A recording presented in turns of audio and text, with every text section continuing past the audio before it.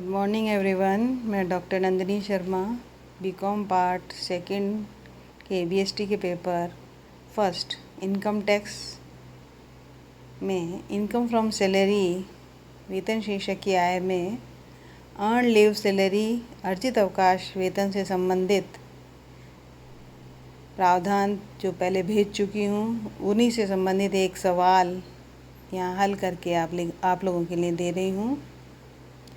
सवाल ये है कि Trivedi an employee of a private company retired from the company on 30th June 2019 after completing 25 years and 10 months of service. Mister Trivedi किसी private company में कार्यरत हैं और 25 वर्ष और 10 माह की नौकरी पूरी कर 30 जून 2019 को रिटायर हो रहे हैं।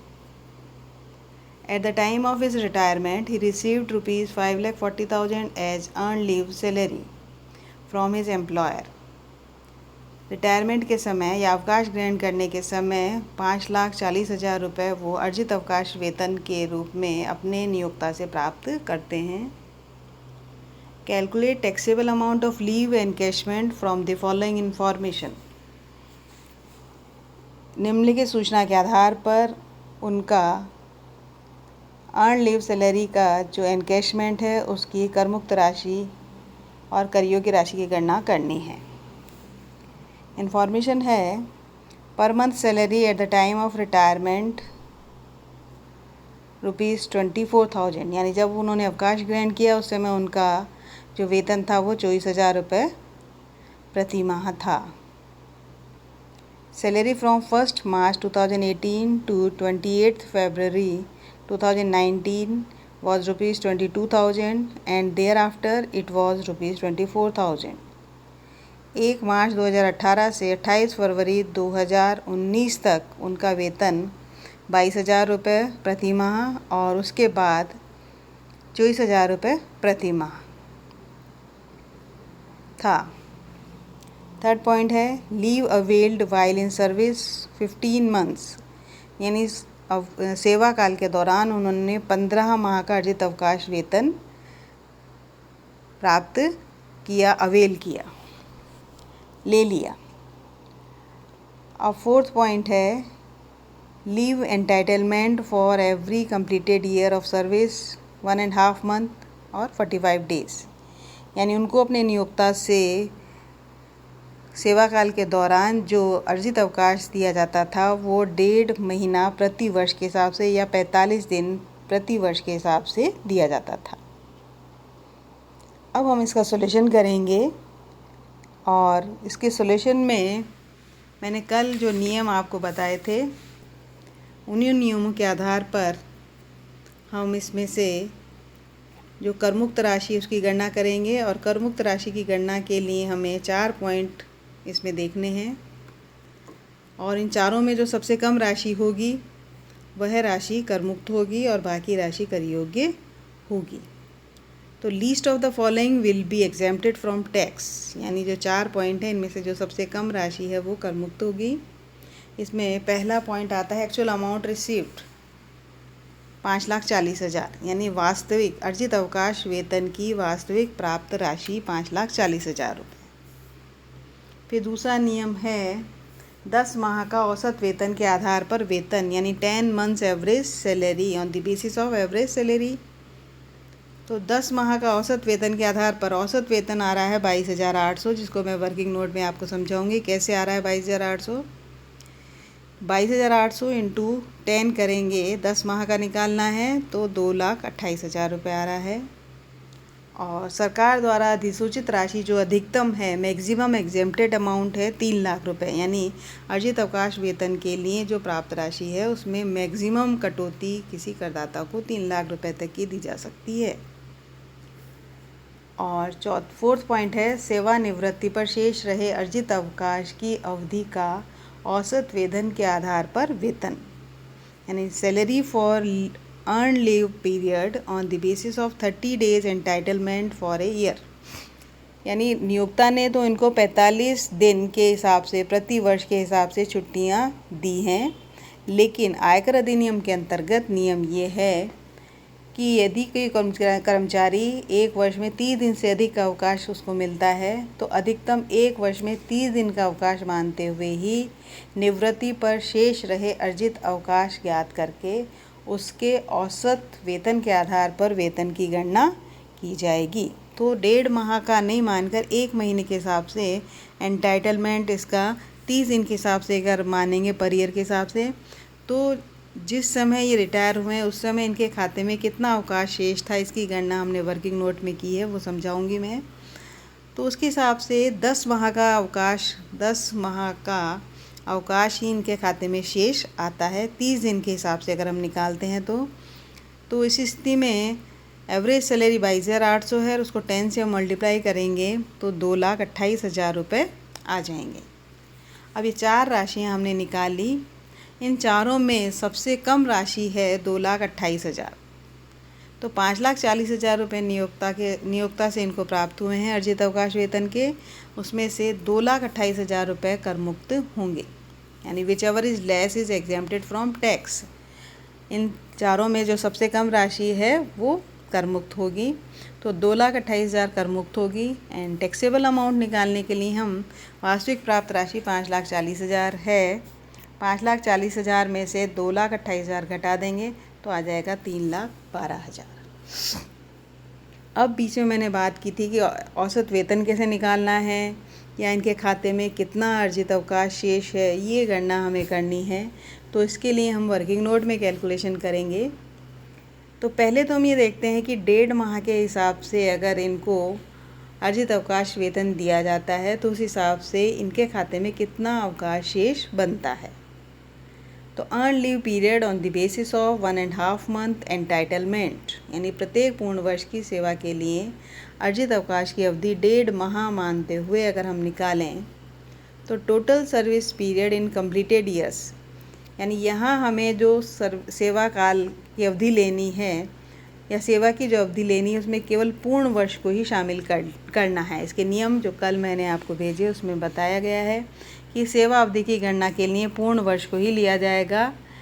अगर पूर्ण वर्ष के बाद कुछ महीने बाकी रहते हैं तो महीनों को हम शामिल नहीं करेंगे।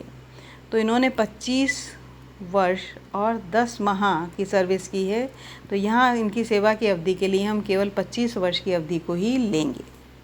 तो total service period in completed years 25 years, यानी कुल सेवा के पूर्ण वर्ष की अवधि है 25 वर्ष।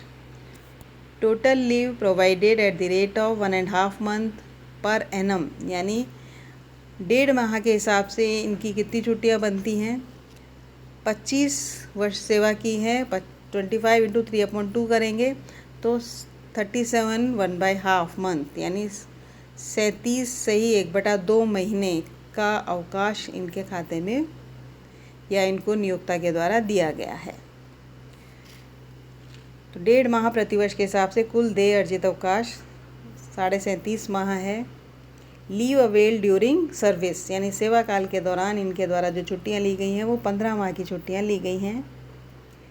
तो इसके हिसाब से अगर हम देखें तो एक्चुअल लीव बैलेंस तो इनका आ जाता है 37.5 महीने में से हम 15 महीने की छुट्टियां इनके द्वारा ली जा चुकी हैं तो वो घटा देंगे तो 22.5 महीने की छुट्टियां इनके खाते में शेष बोल रही हैं। लेकिन आयकर अधिनियम के हिसाब से अगर हम देखें तो earn leave period on the basis of 30 days entitlement, यानी अर्जित अवकाश की अवधि 30 दिन प्रतिवर्ष का अवकाश मानते हुए ही हमें निकालनी है। तो सेवा की पूर्ण वर्ष में अवधि total service period in completed years तो 25 साल हैं। 30 दिन यानी 1 महीना प्रतिवर्ष के हिसाब से अगर हम देखें तो इनकी मान्य अवधि जो आ रही है वो 25 महीने की आ रही है। टोटल लीव एंटाइटलमेंट 25 महीने, यानी इनकम टैक्स के हिसाब से ये केवल 25 महीने की छुट्टी के लिए ही एंटाइटल हैं। अब इस 25 महीने में से इन्होंने वास्तव में ली गई छुट्टियां जो हैं, लीव एक्चुअली अवेल्ड जो की है वो 15 महीने की छुट्टियां ही ले चुके हैं। 25 महीने की तो इनको दी जाएगी इनकम टैक्स के हिसाब से, उसमें से 15 महीने की छुट्टियां ये ले चुके हैं। तो अब सेवानिवृत्ति के समय इनके खाते में अर्जित अवकाश की शेष अवधि केवल 10 माह की है। Leave balance earn leave period 10 months का आ जाएगा, यानी 25 महीने की तो पूरे 25 साल के हिसाब से हो गई, और उसमें से 15 महीने की ये ले चुके हैं। तो अब इनके सेवा निवृत्ति के समय इनके खाते में 10 माह का अर्जित अवकाश ही बाकी है। तो इसलिए जो हमने एवरेज सैलरी निकाली बाद में 4th पॉइंट में कि salary for earn leave period on the basis of 30 days entitlement for a year तो 10 इंटू 22,800 को हम कर रहे हैं तो 2,28,000 रुपये आता है। अब जो एवरेज सैलरी है वो एवरेज सैलरी हम कैसे निकालेंगे, इसके लिए नियम ये है कि जिस समय करदाता के द्वारा अवकाश ग्रहण किया गया है तो अवकाश ग्रहण करने से तुरंत पूर्व के 10 माह के वेतन का औसत निकालना है। तो 10 माह के वेतन का औसत जब हम निकालेंगे तो ये 30 जून को रिटायर हुए हैं, तो 30 जून को शामिल करते हुए इसे तुरंत पूर्व के 10 महीने जो कि 1 सितंबर 2018 से 30 जून 2019 तक के आ रहे हैं। तो 1 सितंबर 2018 से फरवरी 2019 तक 6 माह का वेतन तो इनको मिला 22,000 रुपये, जो कि सेकंड पॉइंट में दे रखा है कि salary from 1 March 2018 to 28 February 2090 was ₹22,000, यानी 1 मार्च 2018 से 28 फरवरी 2019 तक इनको 22,000 रुपये वेतन मिल रहा है।